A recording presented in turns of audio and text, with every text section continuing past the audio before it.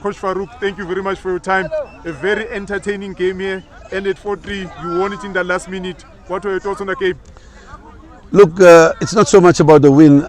You know, we're running an academy. We're looking to develop players. We're looking to create characters. And how is it possible that I teach youngsters how to deal with the offside? In other words, I teach them how to play the catenaccio, the squeeze, how to push up it. And then suddenly you have a referee giving 3 penalties in a game.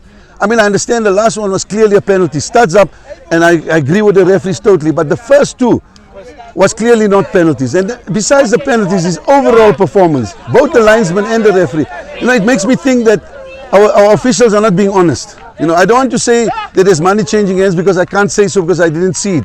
But what I can say is from the balance of what I've seen, this wasn't a fair game. Really, it wasn't. You know, I understand this team is facing relegation, but not at our expense. Give us a game, you know. And it's unfair on the other teams that are fighting relegation when you favor one team over the other.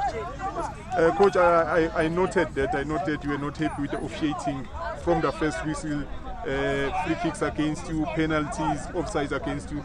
But in terms of the football and how you guys played, what were your thoughts? Well, I think our boys did very well. You know, after going down to 10 men, we regrouped. We kept, we kept our composure. The main thing is when you're playing a man short and you're still having the officials, and I'm sorry to harp on the officials, it affects the way you play. We work the entire week on a certain way of playing, a certain pattern of playing. But every time we get into a good situation, we are judged offside. Whenever we get into a situation where it's a one-on-one situation, the decision goes the other way. I'm not trying to influence the refereeing, but I'm saying, in essence, the referees determine how a team plays. From a tactical point of view, if you prepare a certain way of playing, the referees can undo that because of the way they officiate the game. And that's exactly what happened today. We had to change our plans constantly. We like to build up from the back. We like to keep the ball. But we couldn't because we realized any mistake at the back. I mean, after 3 penalties, would you want to take a risk of trying to play out of the back? Surely not.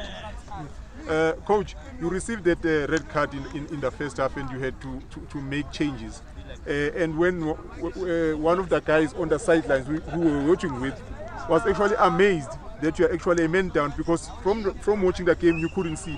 What did you do to ensure that you do not feel a man down and it does not become an advantage to the other team?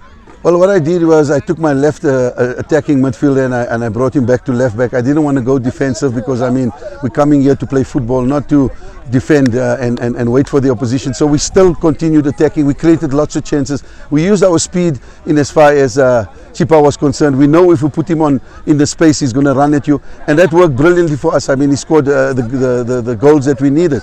But more than that, we didn't sit back. We said, let's take the game to them. Let's make sure our lines are well compacted. Let's make sure we are structured better, because now suddenly you find yourself a man down and you know you're on the back foot. So instead of going on the back foot, we said, let's press them high, let's win the ball back and let's play from there. Eventually, as you saw in the second half, when he gave the 3rd penalty, I said to the guys, let's play on the counter. Now we went for a medium to low block and we looked to counter them, and it worked for us at the end, and we got that final winning goal.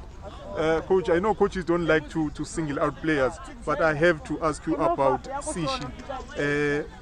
Youth national team captain is developing. What do you think of his development so far? And do you think the way he's developed, he should still be playing at this level? No, definitely not. This is his last couple of months. When this season finishes, we still have 10, 11 games to go. Sishi must move. He's past this learning stage.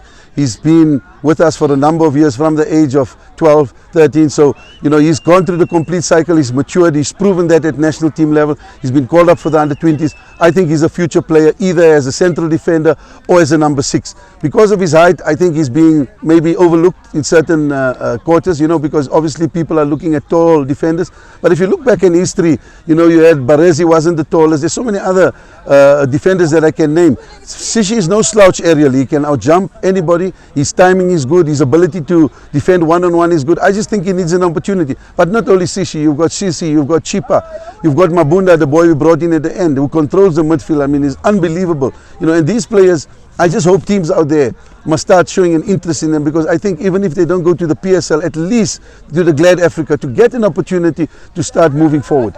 Yes. You mentioned Mabunda, he controlled the midfield. He's actually one of the guys who made it look like you didn't receive a red card. But we have to speak about Chipa. 4 goals. And I'm told one of the guys mentioned that he's around about 15 goals in the last 6 games. Unbelievable. To be exact, in the last 5 games, he scored 16 goals now. And this is the goal scorer that is here now. And unfortunately, people out there don't realize what we're sitting with here. He's quick, he's dynamic, he's technically gifted, as you saw. He knows how to score. You know, he had a couple of saves that the keeper made. He could have been on 6 today. So yeah, I think Chippa is definitely a player that I hope scouts can come, and I hope clubs can take a notice of, because he's definitely a player that's one for the future. Coach, thank you very much for your time and all the best with the good work you're doing. Thank you very much, my brother. Much appreciated.